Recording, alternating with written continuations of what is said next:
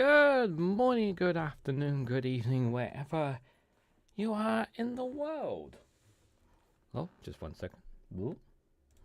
This is Reganelite here. Hello, everyone. How are you all doing? Hope you're all doing well. Good evening, says Jao there. Typo spell, to be fair. I make those mistakes all the time. There. Hello, everyone. Welcome to Reganelite's Viewpoint, episode 110, where we look at some of the latest news that's happening in the UK. It's funny how we looked at quite a bit of news from literally, how many hours was it now? It was at 11 o'clock as well. The Good Morning Show did quite well. We had quite a fair few people for it. So, yeah, well, obviously, it'll be interesting to see how many turn up on tomorrow. Because normally, Tuesday's the quietest day I do. It's normally the quietest day out of all the days in the week when I do live streams. It's the quietest day. So we'll see how tomorrow's Good Morning Show at 11 o'clock does. But thank you for those who did turn up. I appreciate it there as well. Let me just see. Whew. I'm struggling. Guys, I'm just going to give you a heads up right now. I'm struggling with my breath because I've recorded like 28 videos today. So, so just bear with me, okay? Pete's Music, good to see you there. Hope you're doing well. Wee Bud, good to see you there. Hope you're doing well. Billy Kershaw here. Billy Kershaw there. Trips, good to see you there. Okay, very important information there, Trips. Thanks for sharing that. Tea and Biscuit, I'm not, no problem with the other information I didn't need to know, but okay. Good evening, Jao. Hope you are doing well, buddy. One of our moderators. Do check out Jao's YouTube channel as well. Actually, the link is in the. I'm pretty sure the link for his YouTube channel is in the description as well. Pretty sure there. Stephen Banker, good to see you there as well. I think that's everyone. I know. Did I already say hello, Stephen Banker? I probably did, and I'm just going mad today. Online safety bill, huh? Saw Phil show. What an effing mess. Yeah, it really did backfire, the Online Safety Act. Because yeah, everyone's just gone and started using NordVPNs. I don't think we're actually going to be covering that here today. We'll probably talk more about it. Probably talk more about it tomorrow. I'll probably try and cover a video for it for you guys.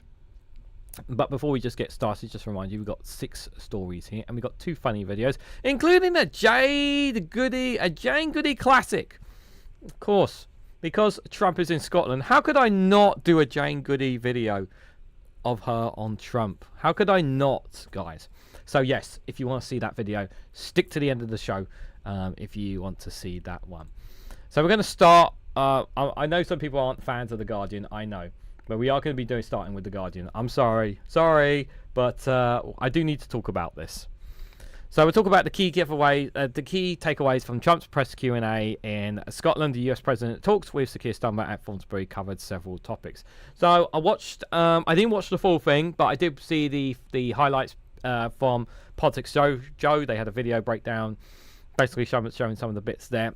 We will get to, in a little bit to. I will get to the Sadiq. Let me just move that over. As you saw it there, we'll get to Sadiq Khan a bit in after this there, but I want to touch on a couple of things. I thought Keir Starmer handled himself. Like, Keir Starmer seems like, in terms on, with the exception of the Middle East, what's happening in the Middle East, Keir Starmer seems to handle himself pretty much comfortably in the international stage, and he seems to handle Donald Trump pretty well as well.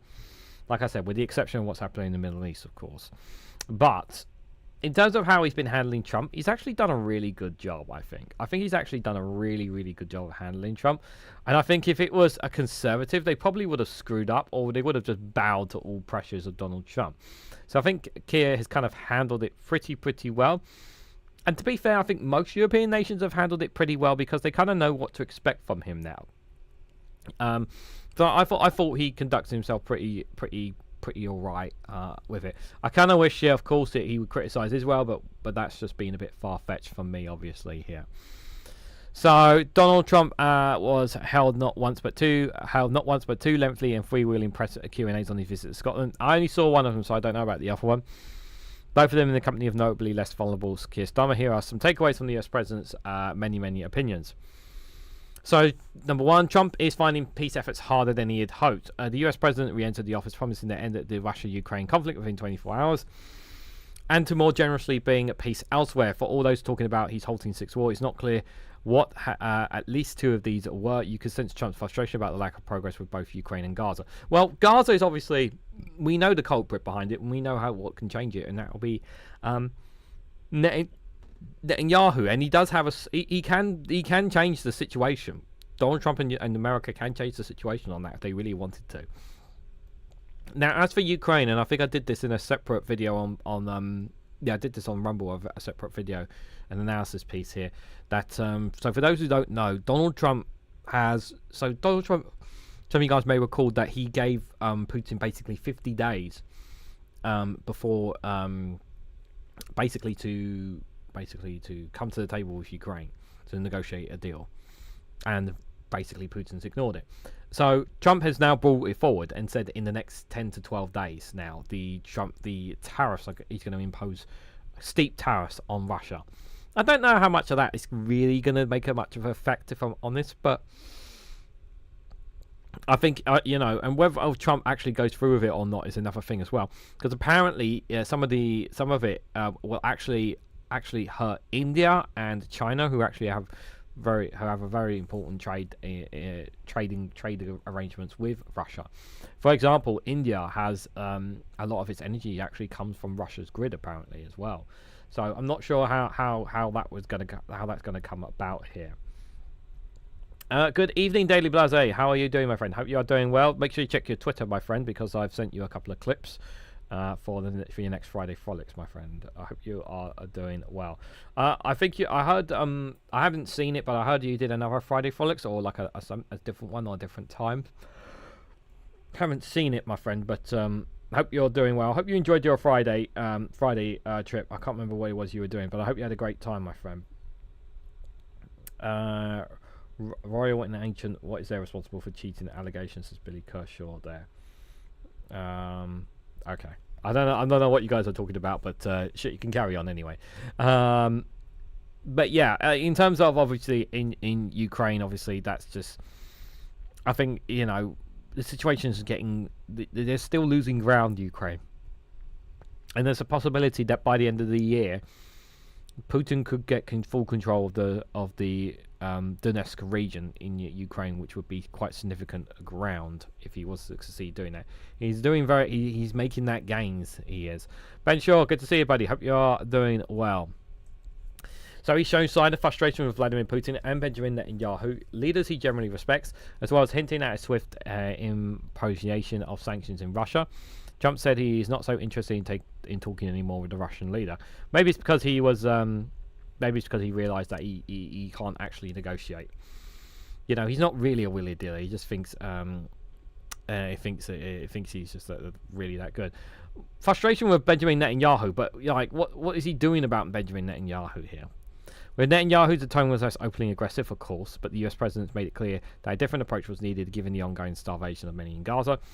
Want to make sure that they get the food, every ounce of food, he says. Well, it's that you can easily, the solution is so for those who don't know what's happening right now, so there is a bit of pausing, and I say a bit of pausing in some parts of Gaza.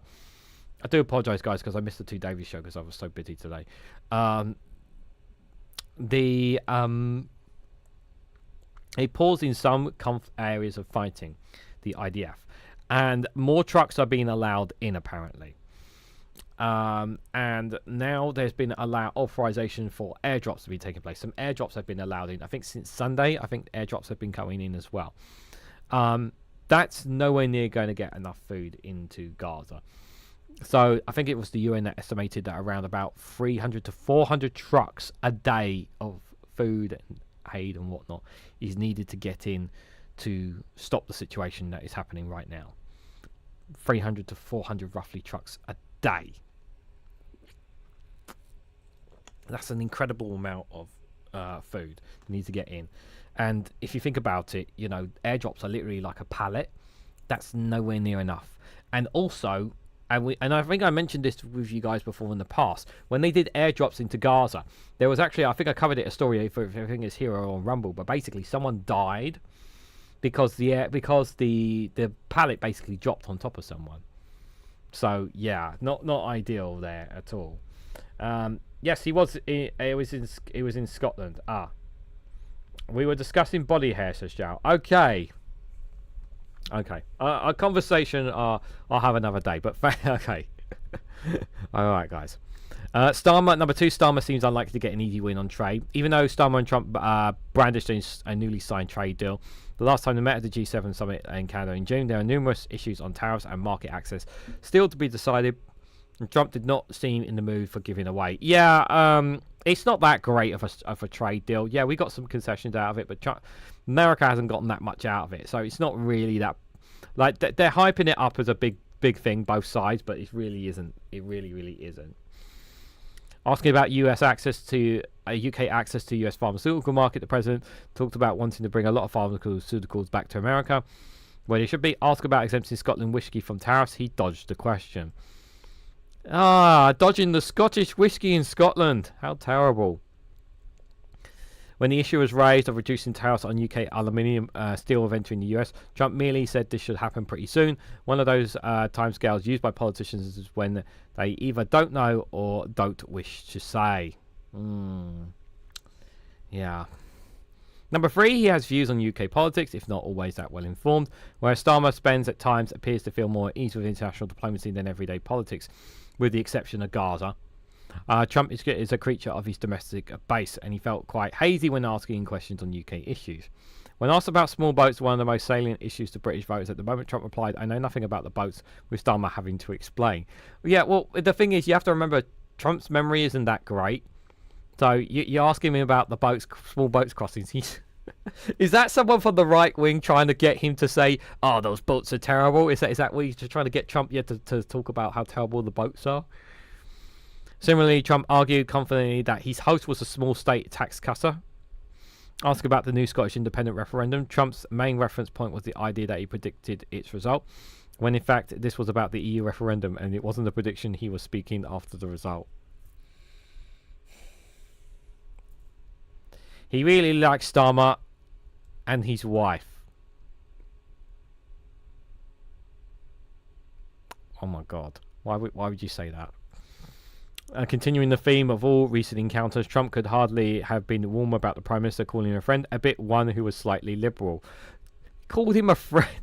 Remember Trump bashed this guy. On the subject of Victoria Starmer, of whom he has taken apparent shine, Trump says she was a respected person all over the United States, which might be news to the PM, not to mention his wife. Like, I think if you ask Americans, do many Americans know about Victoria Starmer? I'm going to go out on a limb and say they probably don't. He sometimes makes absolute no sense. Yep, this is true. Joe Biden's annual module for utilities was an understandable area of scrutiny during his final period in office. But it was also worth pointing out that Trump is not just often long-winded and meandering, but sometimes veers into impossible, into follow-near nonsense. Considering his disanswers to these questions on rare cuts, which moved from the refurbishment of US Treasury to building work on the Trump-owned Thornbury golf course in Scotland. Now, this is a brand new building, but if you look outside, it's equally opaque and beautiful. And we don't do that by spending, hundreds of millions of dollars in a surrounding railing underneath area that you're painting. Brand new, beautiful plywood, very expensive, wrapped around the threshold of a railing to preserve it. But you don't have to do that. You could just wrap a cloth. They call it a blanket. You don't even have to do that if you're careful about doing what you're doing. But I don't know what they did. They took down the ceiling, they put up a new ceiling, and the new ceiling had no opaque. And then they fixed the ceiling. But I would say all I need is a good plaster and a can of paint. Eventually, the reporter interrupted to ask him about the rate cuts. Remember, I only saw one of them, guys. I only saw one of them. Guys, drone flow into Lithuania from Russia. Says I can't say your name, Guy Free on Twitch. Unfortunately, some drones do fly out of when Russia launches drone attacks. Sometimes some of the drones do fly out of the country onto other territories. It does happen. I'll have to have a look at that on the key. We'll have a look. I'll see if I can find that story tomorrow when we cover world news. But thanks for bringing that up. Trump is getting more and off, says Ajal. That was I don't know why you said it like that, but okay. Does Turnberry Golf allow lady members let suspension? That's a good question. I wonder if anyone asked that question. I'm going to go out on a limb and say probably nobody answered that question. And I think there's a reason they probably don't want to answer that question. What could it possibly be? Yeah. What could it possibly be, guys? So, continuing on from the conversations, yeah, Donald Trump wanted to remind people how much he hated Sadiq Khan as well. So, the London mayor had tried to strike a more condolatory tone after previously training insults to Donald Trump, but the row was back on. Now, I didn't see the full clip, but the part that I think they only showed the bit where Keir Starmer tried to tone it down, because when Trump was on his high horse and ragging about what a nasty person Sadiq Khan and everything was, Starmer responds, "Well, he is my friend after all." So, yeah. So, if they actually got the clip here, I think we can play the clip here. 1 second. I'll have to take off the hat.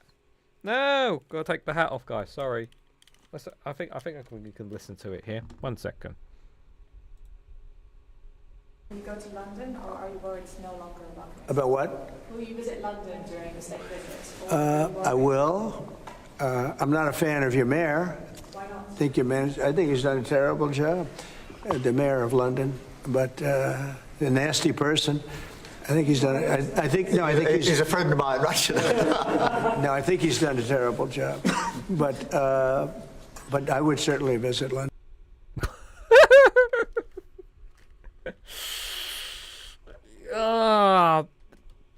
You know, that's real encouraging, Keir Starmer there. You can see from his face, he's like if I'm Sadiq Khan, I'm like, you're not going to say anything? You're not going to say anything? Like, all you said is, he's my friend, and that's about it. You kind of just letting him... Yeah. I guess he doesn't want to rile the orange one as well at the same time there, so... Dear, oh dear. Donald Trump has reunited his row with London Mayor Sadiq Khan after calling him a nasty person who has done a terrible job.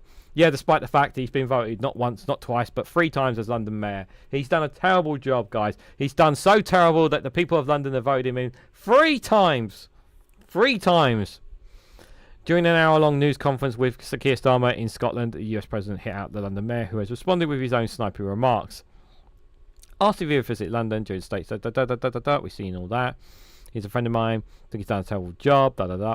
So Sadiq's spokesperson released a statement saying Sadiq is delighted that President Donald Trump wants to come to the greatest city in the world.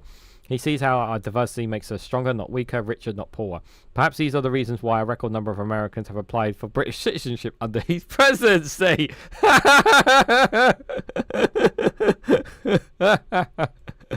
Very good line. I like that. Perhaps they're... God, you gotta have a laugh, guys. Come on, you gotta have a laugh about a couple of things there.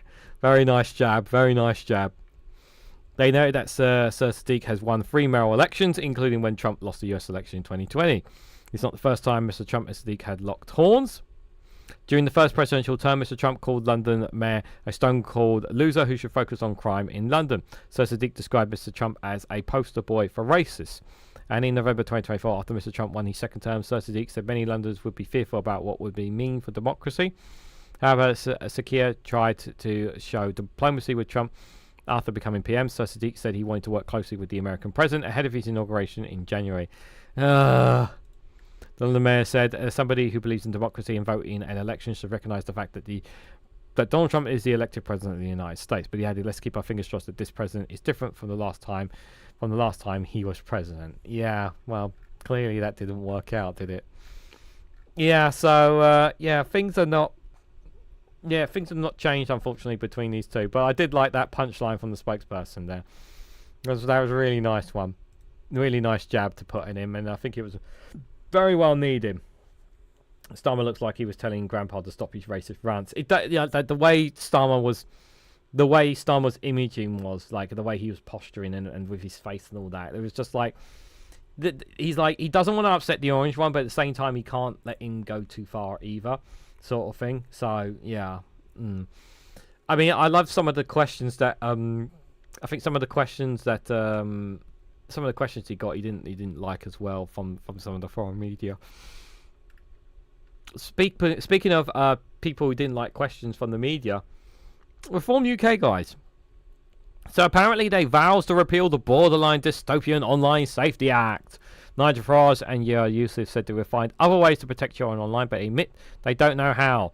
So obviously we touched on it right at the start, but as for those who don't know, the Online Safety Act came into effect a few days ago, and basically there's been a 110%, or I think it's higher than that, 110% increase in VPNs as a direct result of it. For those who don't know what a VPN is, it allows people basically to use their IP address to make their IP address, which is whatever device they're using, basically be from another country instead of being from the country of their origin, which is, so right now my country of origin is in the UK, but if I was to use like a VPN, I could say that I'm actually from America or Russia or whatever, anywhere else, and it will allow me to bypass basically these scanners or age restrictions and whatnot, which is what it would do. So in that regard, it's kind of been a bit of a hunch shot. And I mentioned it this morning, but for those who wasn't on the Good Morning show at 11 o'clock, if you can join me for 11 o'clock for that show, please feel free to do so. Also, the other thing is as well is that Wikipedia is right now in a legal battle with the UK government over the Online Safety Act as well. So there's a possibility that even Wikipedia could very much be banned from the UK because they have no intention of enacting some of the online safety laws, because they say it repeals against free speech and information and whatnot. So yeah, this Online Safety Act has really shot itself in the foot. It's funny actually, because I'm pretty, like, correct me if I'm wrong, but I think Phil Morehouse was really like in praise of it, and I'm not gonna lie, like I was in quite appeasement for it, especially when it came to the protection of kids. But I have not read the Online Safety Act, and that's my own fault, and I apologise for not reading the Online Safety Act myself, because if I had read the Online Safety Act, guys, I would have seen some of the bad stuff within this, and there are a lot of bad stuff. And it's kind of, and the position that, Reform have taken full advantage of this situation, because basically what they have said is that it suppresses free speech. It doesn't technically repress free speech, but it can be used like that, because obviously, you know, there's plenty of, obviously, like, for example, if some of you, I don't know how many of you have a Blue Sky account, for example, but if you go onto Blue Sky now, you have to verify your age. Well, it doesn't force you to verify your age, but it says it encourages you to verify your age. And I had to and I've got 3 accounts, so I had to verify my age not once, not twice, but 3 times. Actually, I've only done it twice. I need to do it with my 3rd account. But it was still very annoying. But by the way, and for those who are saying, just out of curiosity, I just want to make this clear, Blue Sky did not ask for all my personal information when I was doing that as well, just for reference. But obviously, other websites and whatnot will ask for that kind of information.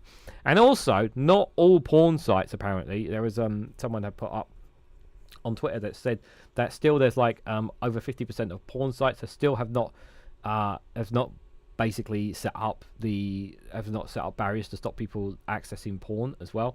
So it's still not fully taken effect, which is also problematic as well on all of this. So this is really good ammunition for Reform UK right now. And by the way, this Online Safety Act first came from the Conservatives as well. So Reform UK has promised to repeal the Online Safety Act, arguing that measures intended to push social media companies to limit false and potential harmful comment would instead make the UK a borderline dystopian state. At a press conference in Westminster, billed as discussing crime, Nigel Farage and his close aide Zia Yusuf instead spent much of the time discussing the Act, which came into force last week, in particular its approach towards social media. Farage also leaned more heavily into the normal, heavily than normal into language on migration. Echoing the far right, he said the arrival of people from certain countries was responsible for an increased number of rapes and sexual assaults in the UK. Oh, by the way, Nigel Farage was asked about, you know, when he talked about obviously people coming into the UK, you know, foreigners coming in and you know, those who are criminals and whatnot. He was asked about a certain man from the US who came into the UK from Scotland, who came into the United Kingdom from Scotland, who is a convicted criminal as well for acts that he has caused as well. And he asked, you know, is that the same thing? And he said, no, that was a civil matter. That was a civil matter, apparently. So it's okay. So if you're a migrant and you had a civil case, it's okay then, because obviously it's the same for Donald Trump there. So I just wanted to put that out there, you know. Apparently, a civil case. Mythful, good to see you there. Ellie, good to see you there. Hope you're doing well. And anybody else, if I haven't said hello, hope you guys are doing well. So Farage and Yusuf said in a reform government would immediately repeal the Online Safety Act and seek other ways to replicate its efforts in protecting children from harmful content. For example, about suicide, they said they did not yet know how much this would be done. Of course not, because they don't have. All they do is say we're going to repeal this terrible law. Okay, what are you going to do to replace it? We're going to repeal this terrible law, and then we're going to think of something later on.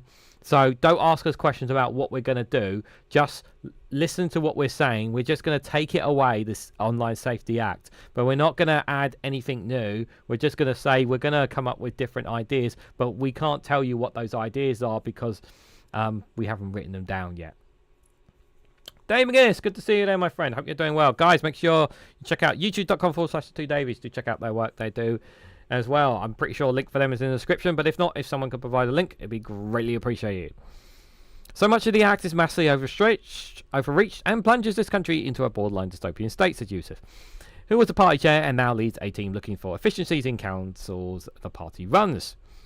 Powers given to the media regulator Ofcom to levy fines for harmful content would force social media companies to censor anti-government speech, Yusuf claimed, even saying even X, which is run by Elon Musk, would be forced to curb the freedom of speech.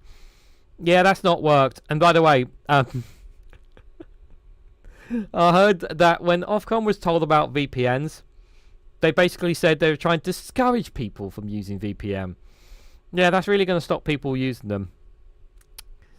Any student of history will know that the way the country slips into a sort of authoritarian regime is through legislation that cloaks a tyranny inside the warm fuzz of safety and security and hopes nobody reads the small print, Yusuf said. Quiz about parts of the act intended to shield children from harmful content, such as age verification. Yusuf said it was pointless because they could simply use VPN proxies servers to log in as they were outside the UK. Yeah, this is unfortunately, there are some children, whether you like it or not, and young teenagers who are smart enough to know what a VPN is, and they will use that for their own benefit. So, yeah, which is unfortunate. Asked how reform would protect children, Farage conceded he did not know. But he said his party had expenditures not available to the current government. So, okay, so they obviously saying that they want to repeal this law, but they don't know what they could do to help children. Well, okay, sure. Quote, can I stand here and say we have a perfect answer for you right now? No, he said. Can I say as a party we have more access to some of the best tech brains, not just in the country but in the world? Then I can say to you.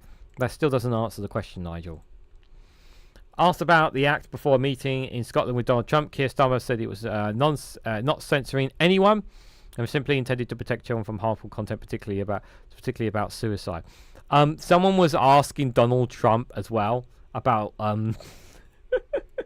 I think this was intended to rile up Donald Trump, and it almost didn't work. So someone asked Donald Trump about the Online Safety Act was censor Truth Social. So basically, the journalist that was asking the question was trying to basically point out to Donald Trump that Keir Starmer is suppressing free speech. And Starmer was hitting back on it, saying, no, it's about protecting children. It's not suppressing free speech. Starmer said the UK had a free speech for a very long time, and we're very, very proud of it and will protect it forever. If that's so, yep, and protecting free speech so proudly that they designated a political activist group as a terrorist organization, despite the fact that they've never caused any terrorism events to anyone or anything, or been responsible for the deaths of anyone and anything. But, free speech and all still, guys. The press conference was obscenely held to present Susan Collins, a retired detective and reform consultant on crime and policing, but Farage talked at length about migration and sought to link it to crime. Yeah, because that's all it's about, migration. He said there was an alarming parallel between the extraordinary increase in the number of reported rapes and the wholly irresponsible immigration and asylum policies pursued by the Labour and the then Conservative government. Do you have any evidence to support your claims? Is it really a case of all these reported rapes? Are these all by foreigners? Are these all by brown and black people? Do you have evidence to support that? He's just throwing that out there. It was time to discuss the fact that we want the right types of people from different countries coming into Britain, not the wrong types of people, he said. Yeah, and that's why there's a thing called an asylum process, so that you can designate whether this person is acceptable or not acceptable to be into the UK. Nigel. He highlighted the rivals from Afghanistan, Iraq, Iran, Eritrea as being countries in which women aren't even second-class citizens. He said. And what has that got to do with the people who come from those countries exactly? Quote, we've been talking over the next couple of weeks about the direct link between people like that and that are from those backgrounds that have rise in sexual violence against women and girls in this country. Farage gave no evidence to support his claims. This is the problem. Yeah, so you're making these claims and you have no evidence to support it. And this is the problem, and this is the thing, and people will just gobble it up and think, oh, because Nigel Farage said it must be true. And it's just like, no, you have literally Google in front of you. Why don't you type in what he said and see if it's actually true? But no, people don't actually do that. They just take, word salad, Responding to the pledge to repeal the Online Safety Act, the Molly Rose Foundation, which campaigns on suicide prevention and online risk, pointed to polling suggesting that it was popular with voters. Scrapping the Online Safety Act will be a retrograde move that would not only put children at great risk, but is out of step with the mood of the public, said Anthony Burrows, the Foundation's chief executive. I think what they're going to do when they come back from Parliament is they will tweak the Online Safety Act. They will make amendments. I think that what they'll do is they'll make amendments on it because of the situation around it. I don't think they're going to repeal the Online Safety Act, but I think they will make significant amendments to it. Is what I think they will do. The Labour government. And I think they will need to anyway because of the criticism that they'll be that they'll be getting on it there. Trump actually gave me the creeps. The man is like the human Jabba the Hutt. How disrespectful to Jabba the Hutt. Jabba the Hutt is a very nice person. He sometimes he'll sometimes just feed random people to his monster in the cave below him. Speech by Fidel Castro would be more interesting and amusing. True. Unless you're talking about Palestine aid here, says Mithril. Yeah. No child deserves to read the Trump rants, and given the history, neither should they be near him. Nope. I don't think any child should be near that man at all.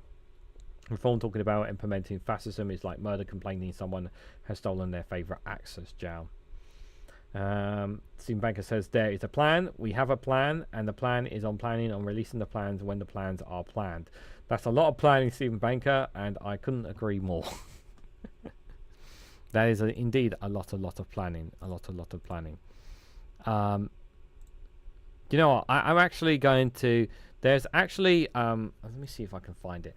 I saw this for you, Scott. For my Scottish friends out there, I saw this funny clip. I hadn't added it to my list, but before we go to the proper funny video, I'm going to share this with you guys because I know you guys are going to get a kick out of this. Let me see if I can get this up for you guys. Who likes bagpipes? Do my friends in Scotland like their bagpipes? Is the question. I got a good one for you guys. Give me 1 second. Don't play. Let us listen to some bagpipes. This is Donald Trump trying to speak to the media. There's just one problem.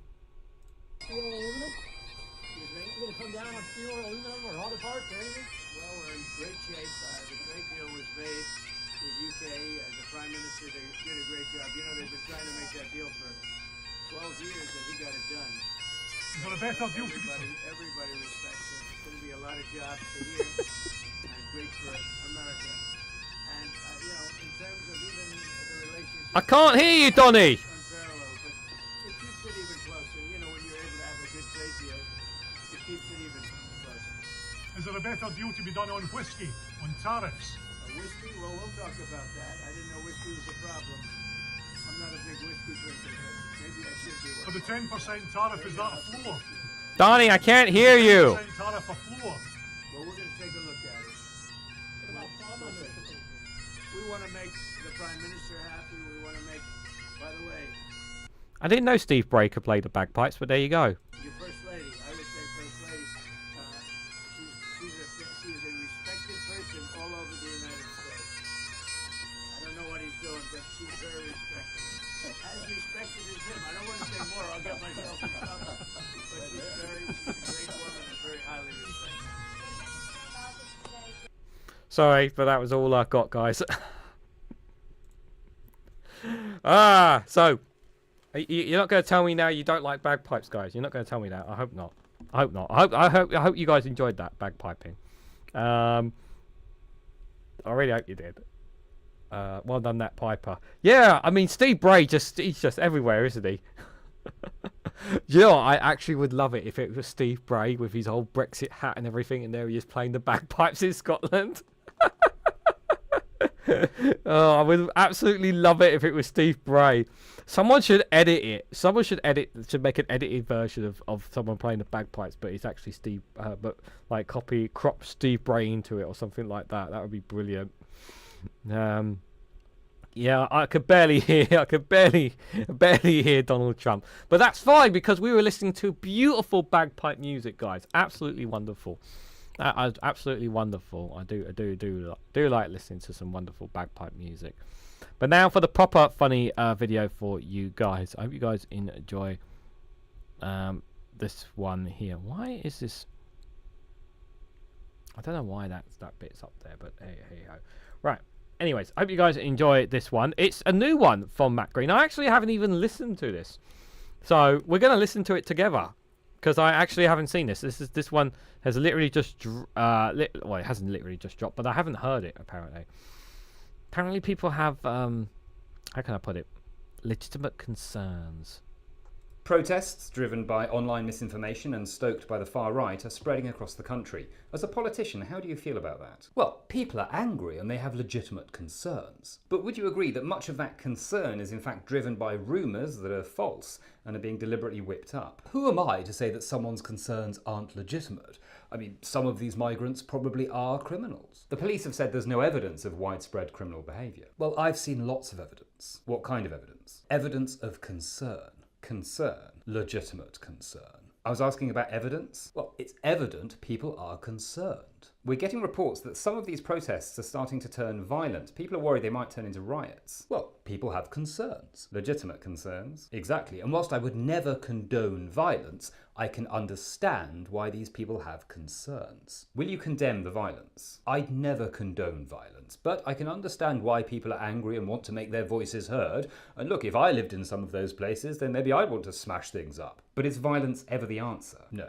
Not for me. What? But for other people, well, I can understand it, which is why I'm putting out posts on social media designed to address their legitimate concerns. By promising to deal with the underlying causes? Ha! No, by agreeing with them and then implying that many migrants are criminals. Is that not just pouring petrol onto the fire? Only metaphorically. But people might literally try to burn things down. And I'd never condone that. But you won't condemn it. Look, what can I say? People have legitimate concerns. Exactly. Turning to another story, a number of elderly protesters were arrested this week after holding up placards in support of Palestine action. What, lock them up and throw away the key? Are their concerns not legitimate? You're sounding a bit like a terrorist. Next up, as Donald Trump arrives in Scotland and immediately criticises Europe for letting in too many immigrants, we ask, when exactly is he going to go home then? Exactly. When is he going home? Blimmin' immigrants coming here playing golf in our countries, guys. You know, can't even play golf properly. He had to cheat. I don't know if you guys have seen the video. Have you guys seen the video of Donald Trump cheating at golf? Oh, you haven't seen that one. Well, maybe Daily Blase will show that one for you guys at Friday Frolics. Maybe. You have to wait and see there. Just a quick reminder, guys, before we go to the next load of topics. Just to remind you guys, if you guys haven't already, hit that like button, share us across social media, subscribe to the channel if you haven't already. Do check out Rumble and Patreon, links for them down below as well. I've got lots of content dropping over the week on both platforms, and it's free to check out as well. I've reached over 100 followers on Rumble, so I want to say thank you if you have followed from there and you do watch the content. I really appreciate it, guys. And also, we made another milestone as well. We hit over 1,000 followers on TikTok as well. Another great achievement as well, so I'm very happy about that. Still a long way to go before I earn any money from TikTok, but still 1,000 followers is still a fantastic achievement. So if you haven't found me on TikTok, if you click the links tree down below, it can take you to all my social medias, and you can find me on TikTok there, where pretty much all my short videos, which you see on YouTube, is also available there as well. And just a reminder, guys, if you want to financially support me in the work that I do here, you can leave any super chats down below, which I'll definitely read out, whatever they are. And want to become a YouTube member, you can do so for as little as 99p. Gives you access to custom emojis and early access to content as well. As well as you're getting access to the most important thing as well. The best thing about being a YouTube member is you get to see posts of Jasper, our cat. That's the best thing about it all as well. And just for 99p, you can see pictures of Jasper. Can't go wrong with that, guys. You just can't go wrong with that. So do consider becoming a YouTube member for Jasper. It would be greatly appreciated. Right, let's move on, guys, to some of that. Plug in over. So a number of British acts at European Music Festival plummets since Brexit. Fans in France, Spain, Germany, and Denmark are set to miss out this summer. I mean, like, what do you expect? I mean, it's just like, what do you expect? Cats sleep anywhere, Reganelite, says Ellie. Yes, they do, but you never know. Jasper might sleep in a spot that you don't know about. You never know. You might even find him in a sink. Might even find him, sleeping in a fridge. You never know where Jasper could be sleeping next. So keep your eyes open. Anyways, back to serious stuff here. Obviously, European Music Festival. It's a real shame. It's a real crying shame. And this did not need to happen because under Boris Johnson's Conservative government, they had an option to keep allowing acts to be able to travel in and out of Europe and whatnot, and he didn't go along with it. And it's just really, and he didn't do it because they wanted to cut all ties with the European Union, and it really, really harmed a lot of musicians. A lot of acts here in the UK were harmed as a direct result of it, and it really did scupper and hurt a lot out of it. And one thing about the UK as a whole, whether you're English, Welsh, or Scottish, whether that, we value our musicians, we value our artists, we value our cultures in these things, and they've been harmed as a direct result of Brexit.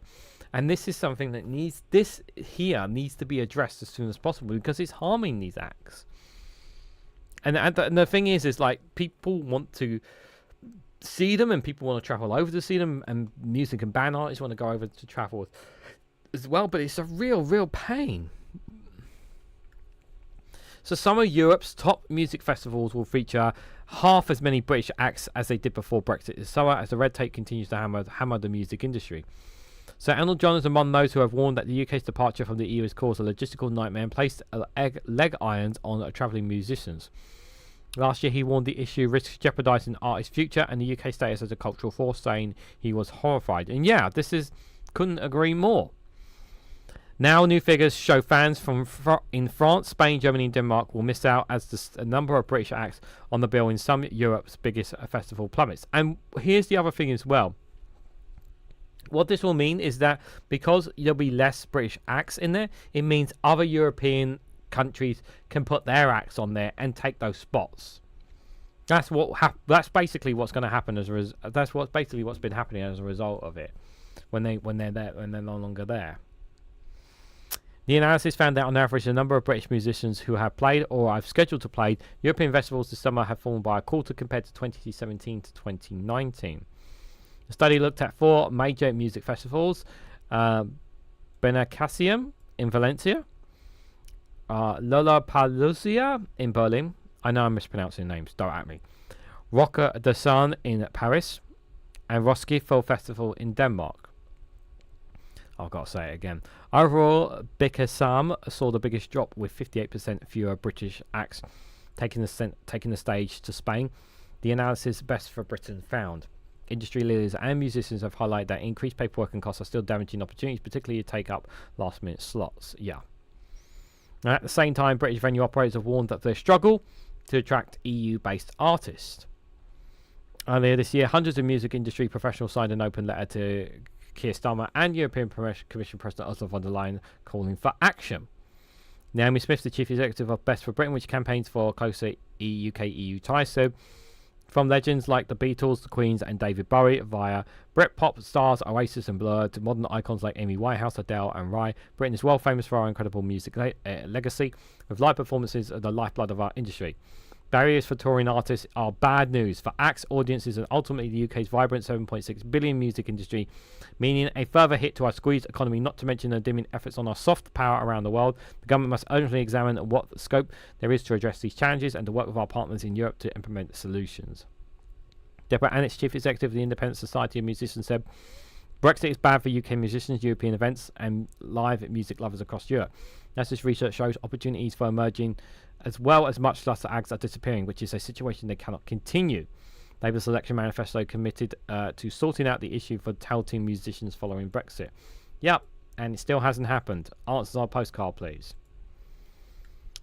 UK's music chief executive Tom Kierall said that the rising costs and extra red tape involving touring in the EU post-Brexit is a huge challenge for the whole UK music ecosystem, ranging from musicians and artists, technicians, engineering and crew.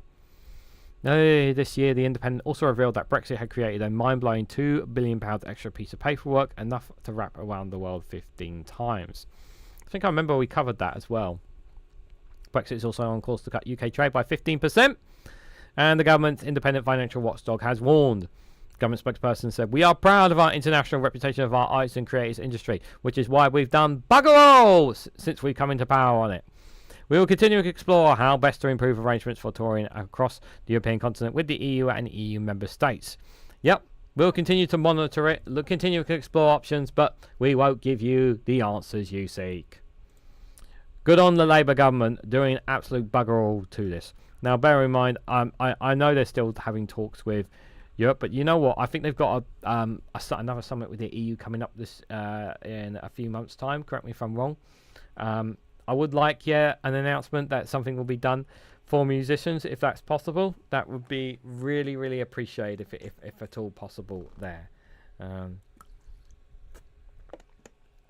Martin Brisk, thank you so much for being a member for 13 months. Wow, 13 months. Good to see you there. How are you doing? I hope you are doing well. And everybody else, hope you guys all are doing well. Looking in the chats as well, even if you're not talking. They did nothing as long as the UK does not give repertories, it will get nothing, says Jao. Yep, seems that way, my friend. Seems that way. As UK artists are missing out, and they can say thank you to people like Bruce Dickinson and others that supported Brexit. Yep, it's done nothing to hurt our music industry as a result of it. Very frustrating. So, time for an angry article, guys. Some of you may have noticed this one because we touched on it this morning, didn't we? Hating your boss is not a mental health condition. The advisor leaving a review to cut the number of long-term sick fears over medicalisation and says employers should check in more. So this is Sir Charles Mayfield was chairman of John Lewis from 2007 to 2020. This is from, as you can see, the Sunday Times. So now, before we go into dive into this, I want to just point something out. Now, is there examples of people who fake their mental health conditions perhaps to not work or not want to work as much as they want to or whatnot? Is that entirely possible? Yes, it is entirely possible. But the vast majority of people have a proper mental health condition. And they need help doing that. And these days, more people are able to be analysed and checked on for their mental health condition. And what obviously this man doesn't seem to understand is, he may be rich, wealthy, and doing pretty well for himself. But there's a lot of people who aren't rich and wealthy doing well for themselves. There's a lot of people, that are struggling, who are stressed, who have anxiety and a lot of emotions running through them because they're trying to get from one day to the next, literally surviving. Some people who are struggling to pay their bills, to make ends meet. There are lots of people in these situations, and it can be extremely stressful, which can lead to these mental health conditions. There is still a cost of living crisis. You may not hear about it in the mainstream media, but there is still a cost of living crisis. All our bills have gone up. Just want to remind you, all our bills have went up this year as well. If you need reminding of that, in particular here in England, I can't speak for Scotland, but here in England, they've gone up. which means it's more stress, more anxiety, more looking over your shoulder, more checking your bills, seeing and counting every single goddamn penny in your bank account. This unnecessary stress and anxiety on a lot of people. It's real. It's absolutely real that people have mental health conditions. Now the headline is hating your boss is not a mental health condition. I'm not sure I'm not sure why it would be why you would say hating your boss is not a mental health condition. I'm not sure the context, but we're going to read this one together here. Hating your boss is your duty as an employer to ask the trade unions, says David. Yes, if you're not part of a trade union, you need to join one, guys. Join a trade union. Yeah, to protect. Yeah, because guess what it does? It covers your ass. Joining a trade union protects you, guys. That's what the perks of doing it. You're not just signing up for the sake of it. Turning World says, hello, Turning World on Twitch. Hello there. Hope you are doing well. Why is this a story suspense? Sure. Well, let's read into it and find out. Employees who have I hate my boss syndrome should not be signed off sick with a mental health condition, according to the head of government's workplace review. Okay, so what is you're basing your assessment on?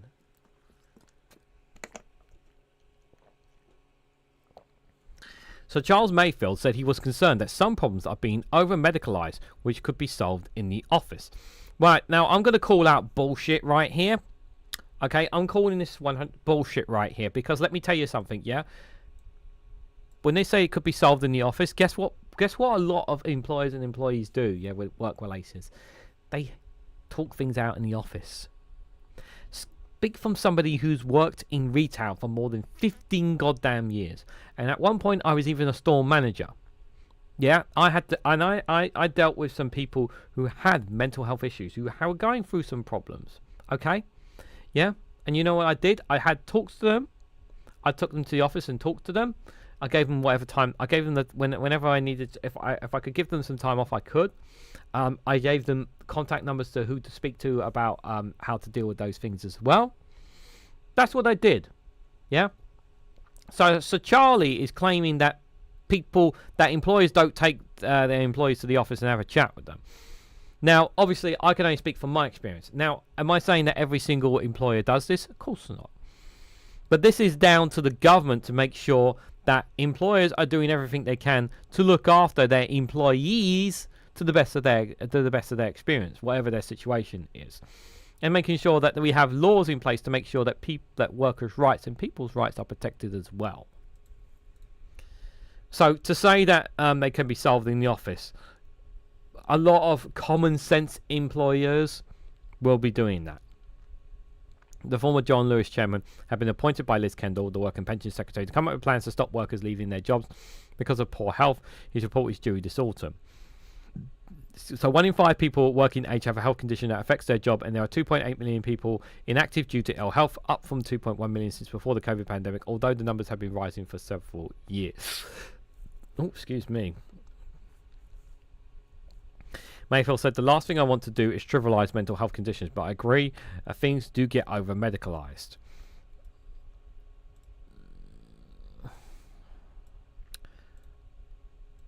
I think it's good to have things medicalised. I don't like this term over-medicalised. I'm worried this is going to become a norm. I don't like that term. They're not to say that there aren't medical issues that need to be dealt with through proper clinical medical interventions, but there's a lot more that can be done through the workplace and through encouraging discussions on relationship processes that encourage that. That's why we need to make sure that workplaces are making sure, look, again, as somebody who worked in retail for 15 years, and I can speak from experience, you know, they need to have, like, even my last job, even though things, you know, I didn't leave on I left on good terms. Like, even in my last job, there was like, you could talk to, there was like, as part of your package with them, and that's just one company. They could get you in touch with basically with an organisation that deals with people with mental health issues and whatnot, sort of thing. And there are them out there, obviously, but they cost money as well.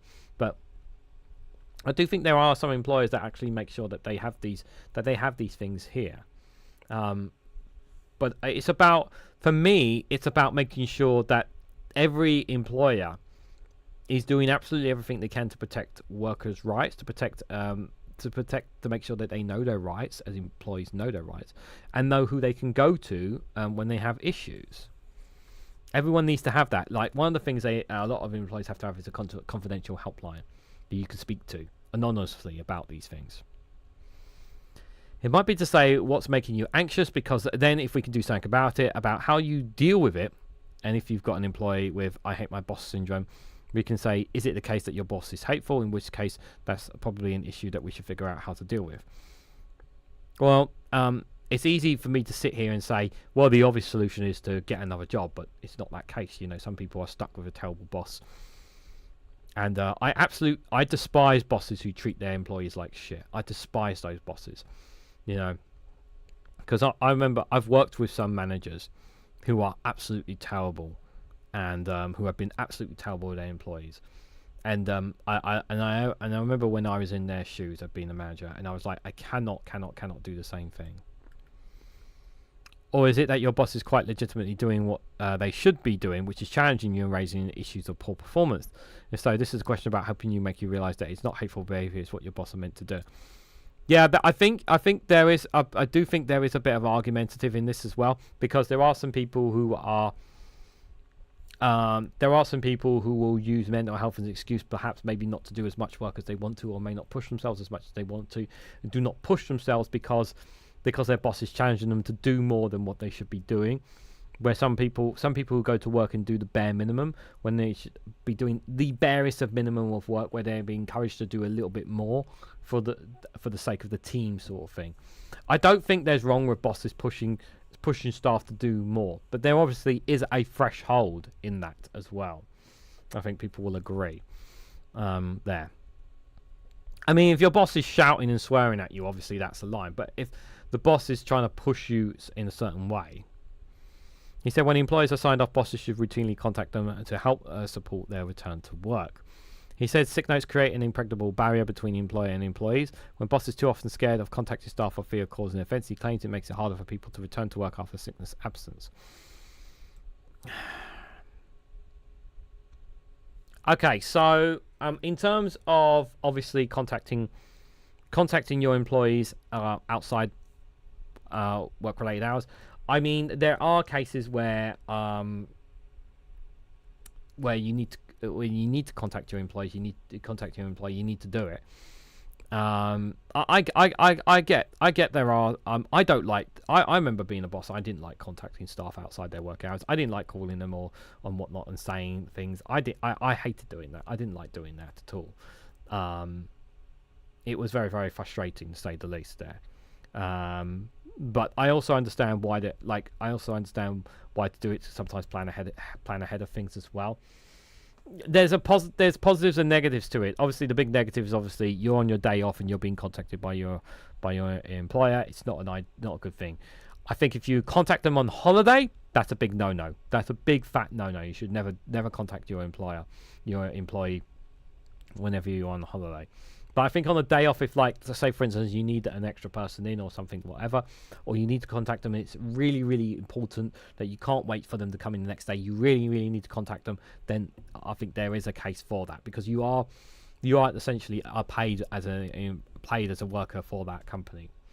Mental health is an issue. I'm not sure how we got to this point. I'm not that old, but as a kid, there was no mental health. You were stable or bad. There may be Dave against. I think there is an argument of overdiagnostics as well, but I do think there is a part of me that does worry that while we do have a mental health crisis, my worries is that people are using it as a shield to not be able to do as much as they should do, or unlock their potential of how much they can do because they are diagnosed with mental health. So I think there is a line there. It's a very grey line, I would say. Pushing people to do more, but still offering only starvation wages, Reganelite.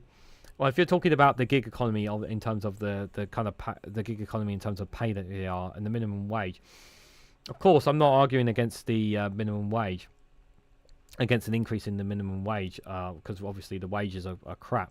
But I can say, Mithril, that as a manager, you know, it was my job to ask to push my employees to push my members of staff to do their job.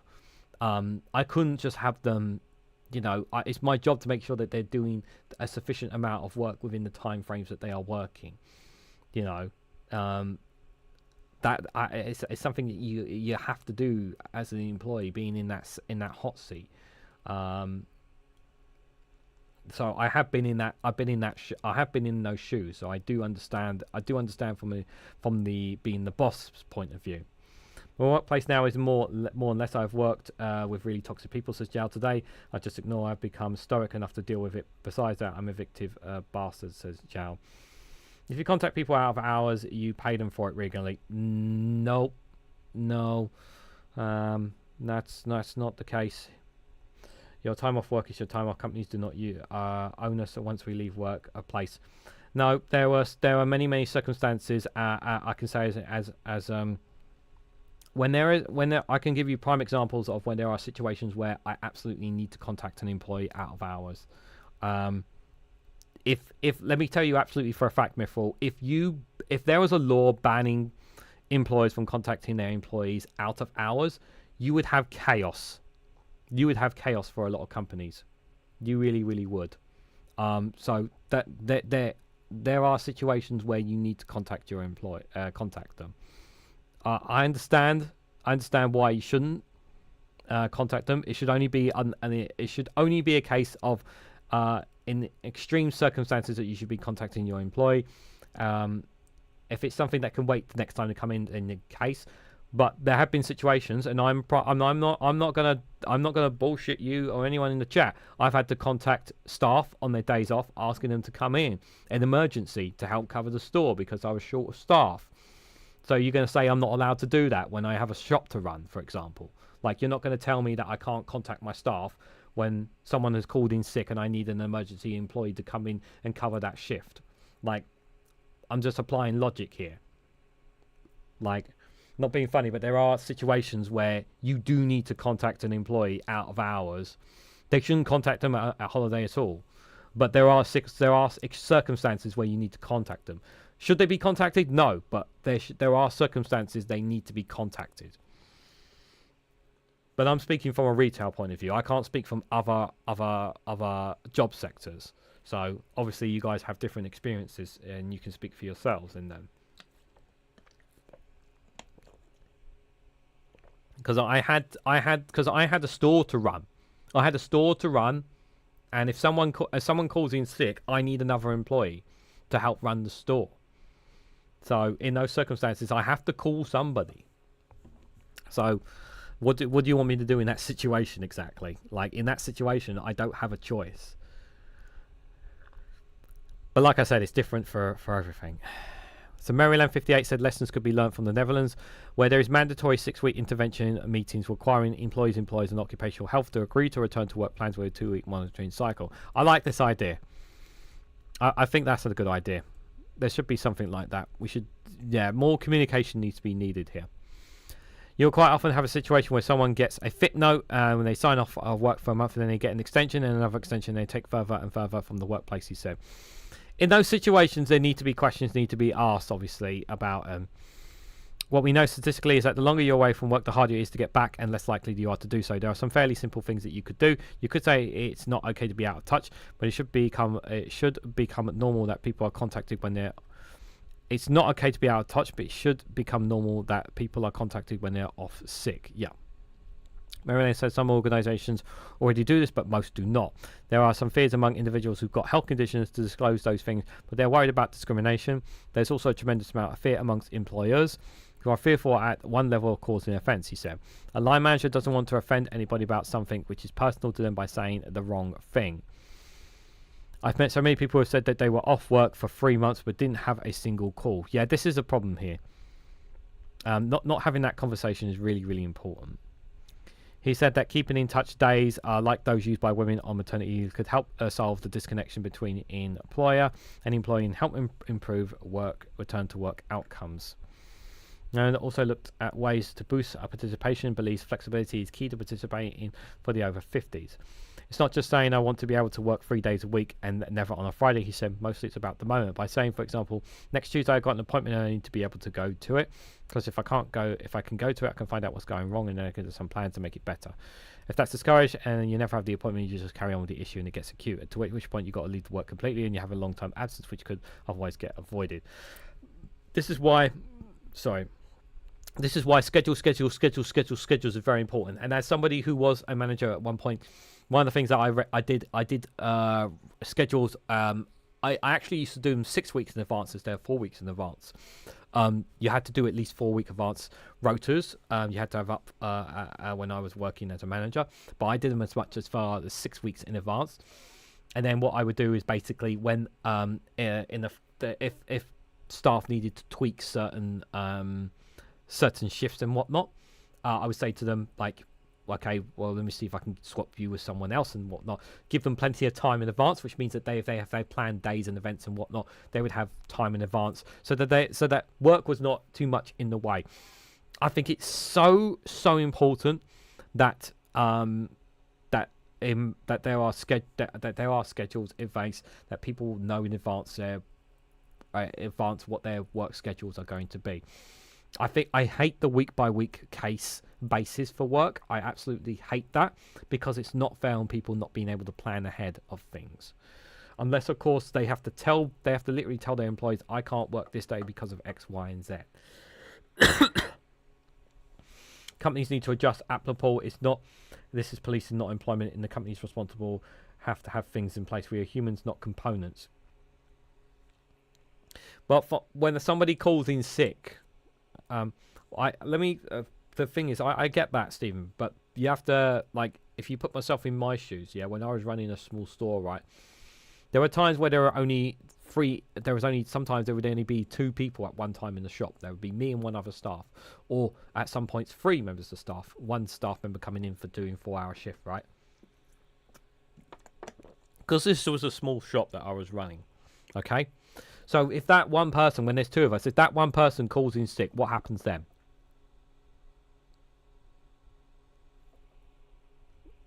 Well, I'm screwed, because I can't call anybody in. So that's those kind of situations. In those situations, you need to call someone. So, but yes, there is. It's not okay. I get it. I get it from, on your day off, you shouldn't be called by your employer. Totally agree with that. However, there are circumstances when you need somebody to call. You need to call somebody in because you need someone to work. Sometimes what they do is sometimes they text, but some company policies don't want you texting them. They want you calling them. So it's like I said, it's different for everyone. So I told that to the institute that gives me my disabilities. Don't contact me outside working. That gives me disability. Don't contact me outside my working hours. Some good, some bad, just like all humans. Yeah. The thing is, because I've been on the other side, so that's why. So that's why I'm made the point that I made, guys. But I do think that there is obviously, we do need to try and help get people. But I agree with the government that we do need to encourage more people back into work, and we do need to get this. We do need to help people out of this mindset of basically those who have basically overcome these issues. And sometimes just working constantly can actually be a really, really good thing for your mental health. There are times, guys, when I'm not working and I'm struggling to do my work here. And there are times when I'm working, I'm actually really in the zone and I can really get things done and feel good about it at the same time as well. So there are pros and cons to it.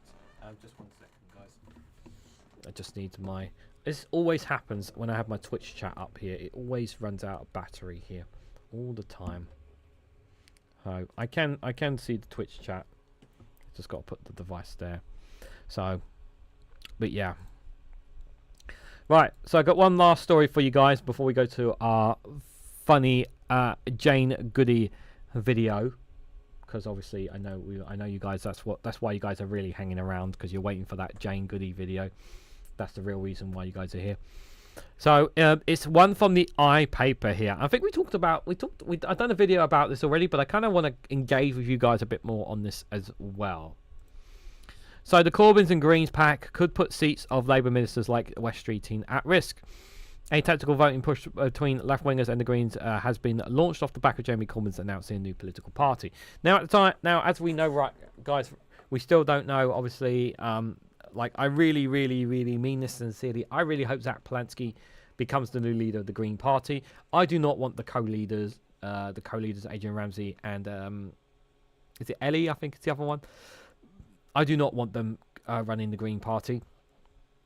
They've already kind of made the position clear that they don't want to take the Greens closer aligned with Corbyn and aligned with Corbyn and Zara's kind of Corbyn and Zoltana's situation here. So and we actually want, and the thing is that the majority of the politics from this your party, if you want to call it, if it's called that, is pretty much almost aligned to each other here. But even though that half a million members have signed up to this new party, because over 500,000 have signed up to it now. Just because over 500,000 have signed up to it doesn't mean it's still going to succeed. And it's going to take a time for this party to establish itself as well. So it's only time will tell how this party does. But we know about the Green Party. We know all of its policies. We know what it stands for. And Zack has been out there, has been fighting tooth and nail to win the Green leadership. And a lot of people have been convinced. A lot of people have signed up to before this party was announced. A lot of people, there was a huge surge of increase in memberships to the Green Party. Thanks to Zack thanks to a lot of what he was saying there. And then again, it says, short of staff, this is what agencies are for. I've made great money out of the employment agencies, but I have skills to offer. Yeah, and my partner in her job uses agencies when people call in sick. That's what they're there for. But not every company does that. Not every company does agencies, and I think that obviously, understandably, there's also a cost to agencies as well there. But yeah, in some other sectors of business, that's what agencies are for. They're to cover. But do I think agencies should be in? If you're implying that, do I think agencies should cover all jobs? I don't agree with that. So I like you well enough, Reganelite, but you are such a liberal sometimes. Yeah, don't remind me. Volunteers to circle back to Doge have the same rights and responsibilities as paid employees. Yeah, agency, like there are circumstances obviously where you have to have agencies. You have to have agencies depending on it. But there are some businesses that don't need the agencies as well. But yes, thank you for bringing up the agencies, because that reminded me of what my partner does for a living, because I remember that one time that she went into work and they were 2 staff down and they had to get emergency agencies in to help out, and sort of thing. So I do get that point of view as well. So yeah, agencies do have their benefits as well. PR, or if it's pointless, first past the post will neglect your will. Right, so let's read a bit more into this, guys.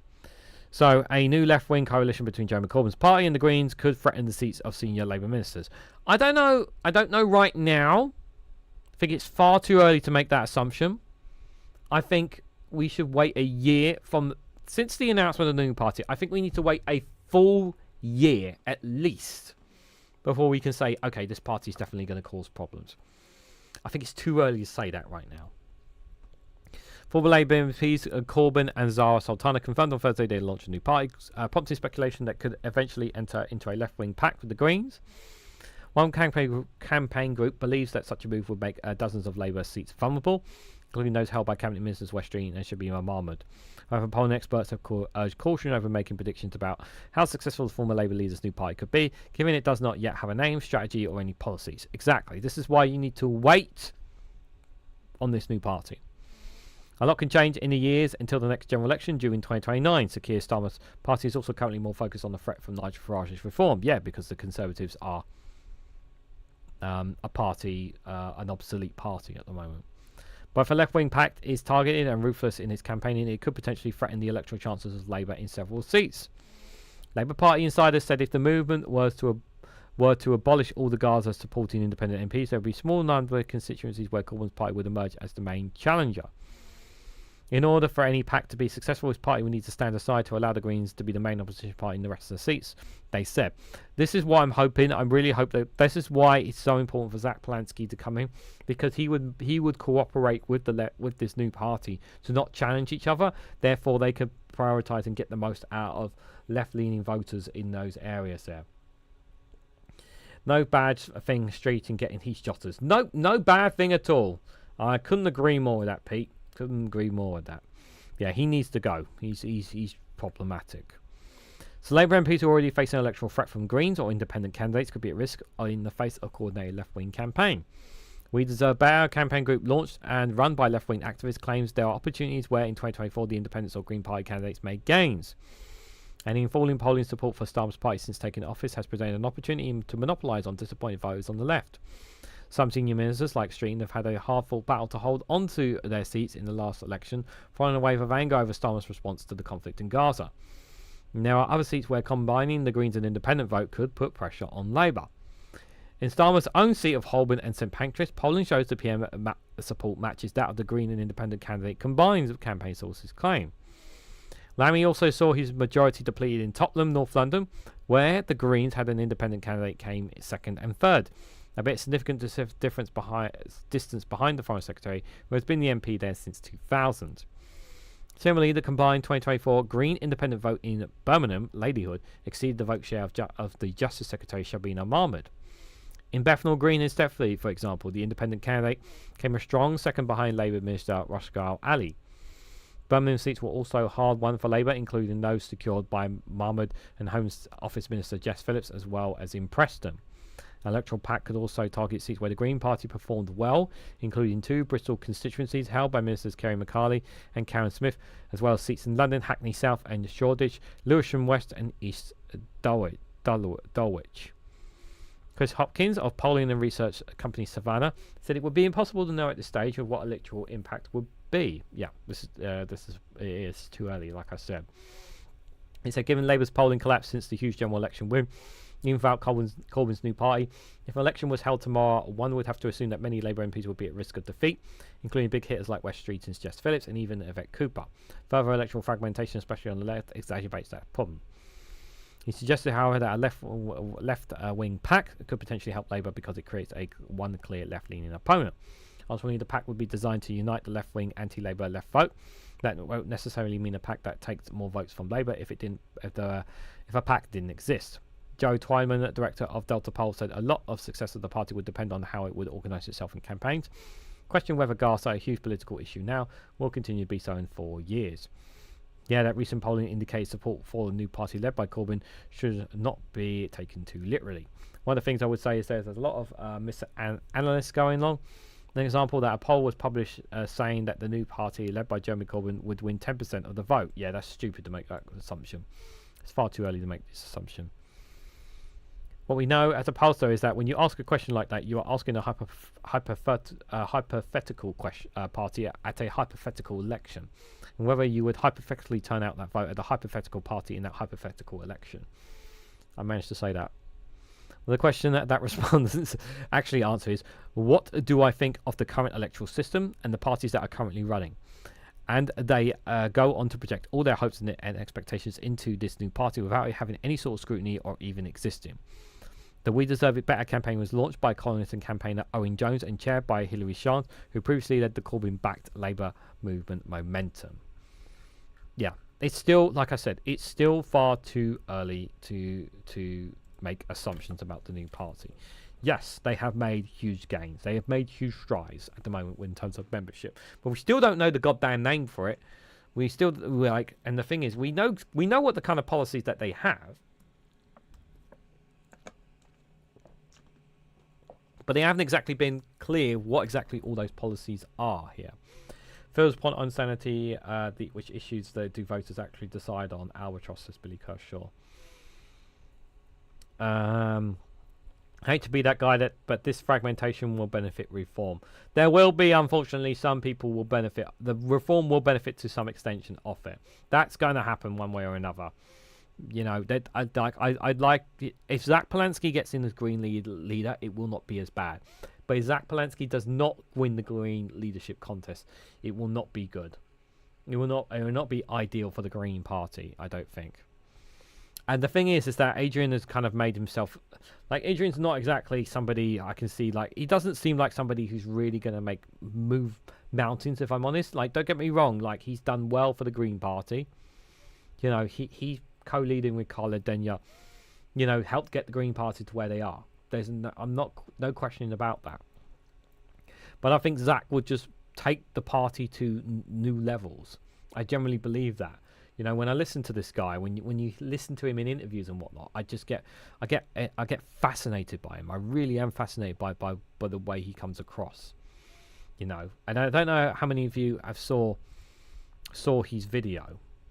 Actually, let me see if I can find his video. I don't know how many of you saw his video, but when you hear his video, it really does speak huge volumes about the Green Party. In fact, I actually still got it saved on my bookmarks, thank God. Yeah, let me play it for you guys. Like, I'm going to play it for those who haven't seen the video.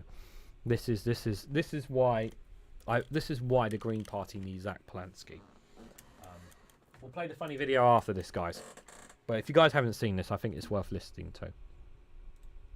This was in the final. This was obviously vote for a bold leadership on August the 1st. So it'd be August the 1st when it comes into play. But there's a reason why 2 million people have watched this video. I met a man recently. Said he wanted to stand on a beach like this one with a gun and shoot the people coming across on small boats. Said it like he was just talking about the weather. The worst bit, I wasn't even that shocked. Because it's this obsession that has gripped the country. The boats, the boats, the boats. Yet something doesn't add up. Our NHS is crumbling. Our wages are frozen. Our rents are obscene, and our rivers are open sewers. And all those in power can do is blame the boats. Labour repeats it like it's gospel, this idea that there's no money left, and then they stoke racist narratives about strangers destroying everything. Well, I call bullshit. Where do we draw the line? On the lies, the scapegoating, the idea that there's no money left in this country. There is plenty of money, more than ever, just not for us. Since COVID, there are more billionaires than they've ever been. And whilst their wealth doubled, ours has been stripped away. So no wonder people are angry. Because while we feel the walls are closing in, the elites, they got to work. They flooded Westminster with lobbyists. They made sure that Farage was on every TV programme going, day in, day out, telling the same lies. Because where do you think these stories come from? All this time they've been pointing at the small boats, telling us they were the people to blame. But the problem this whole time was the super rich and their yachts. People will say, what does this have to do with the Green Party? Aren't you lot all about trees and nature? Well, yes, defending nature is vital. And this is about human nature. The man who wanted to go on a beach and shoot people, he wasn't born like that. The same system that is poisoning our rivers is poisoning our minds, all of us. And we have to draw the line. We have to change the system, not just so we can survive, but so we can all thrive. That's the Green Party I want to lead. We do not have a moment to waste. Join us. Let's hold that line together.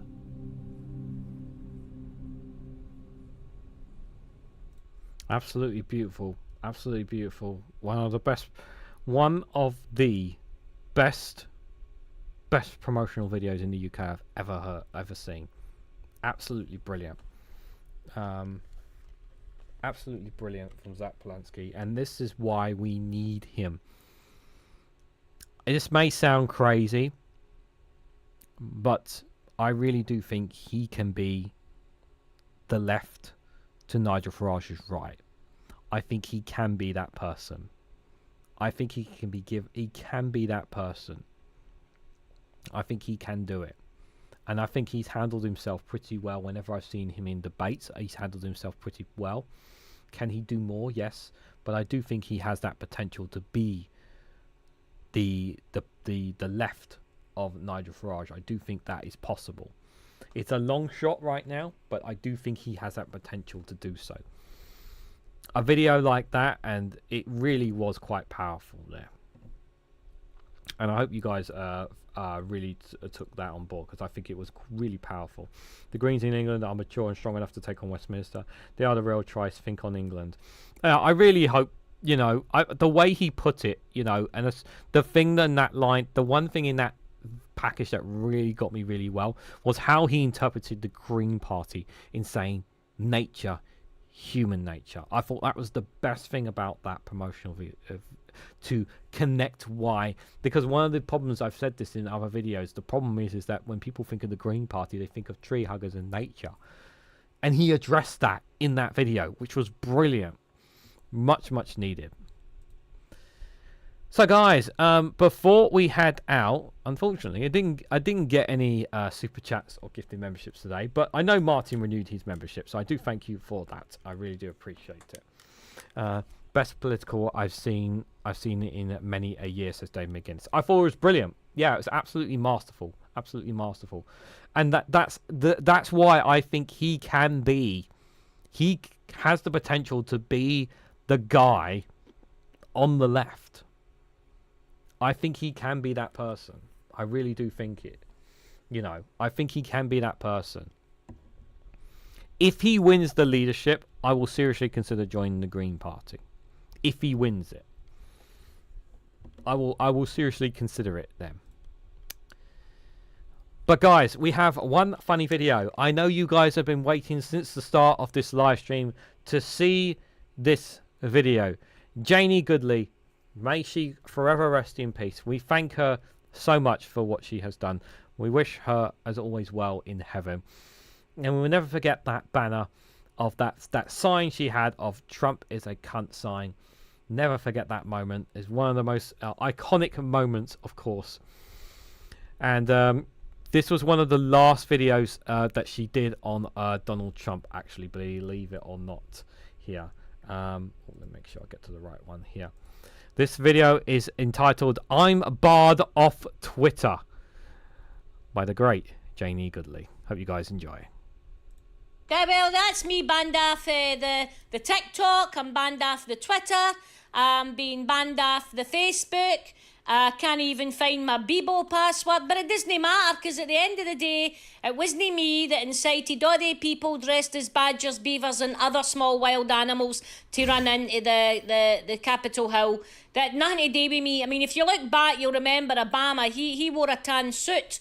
And then if you look back further, you'll remember that Hillary, she had 3 email accounts. People forget that Hillary had 3 email accounts, and people forget that the Black Lives Matter, that was bad. Nobody mentions that.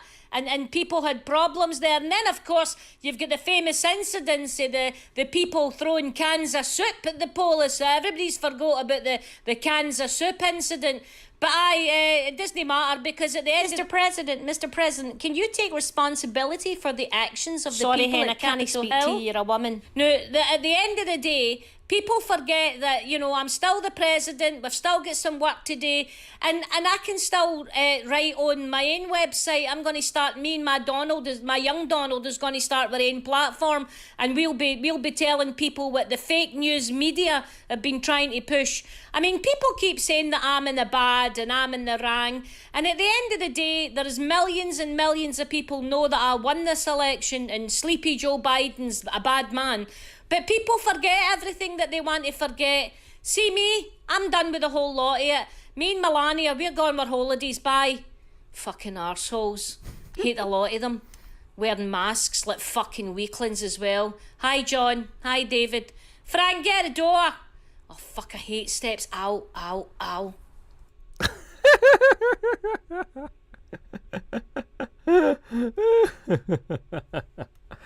Oh God. I just felt, because Trump was in Scotland, I just felt I had to get something from her. It just felt right, guys. It just felt right, you know. So I hope you guys got a laugh out of that. I really, really hope you guys did there. Janie, forever, thank you for your endless and countless laughs. Absolutely, absolutely. Sean Wall, good to see you there, coming right at the end of the show. So, guys, I just want to say a massive thank you to everyone who's come along. Thank you, guys, for all your comments. Much appreciated. I really do hope you found today's live stream informative, helpful, useful to you. Hope you guys, I really hope you guys did. I will be back tomorrow at 11 a.m. for another good morning show. So if you guys want to join me for that, feel free to do. But before you join me for that show, make sure you tune in at 10:30 to Dave McGuinness's youtube.com/2davies for his morning paper review. Make sure you do that first before you join me on my Good Morning show at 11 o'clock there. So make sure you are there first, guys. And if you're up even earlier than that, if you're up as early as 9 o'clock in the morning, do check out Politics Social's Morning Brew as well. So you guys can do that as well. It was nice of Jane to give me a mention. Oh, bless. That's very nice. Yeah, I'm very happy she gave you a mention, my friend. Much appreciate it. Yeah, so guys, thank you all for coming along. Oh, and I should remind you guys as well. How could I possibly forget? Is it this Thursday? I believe it's this Thursday. Is it this Thursday? I'm not going mad, am I? I'm going mad, aren't I? Was it this Thursday? I thought there was a round table chat this Thursday. Or am I looking at the wrong thing? You check my diary. I can't remember if I had a round table discussion this Thursday or not.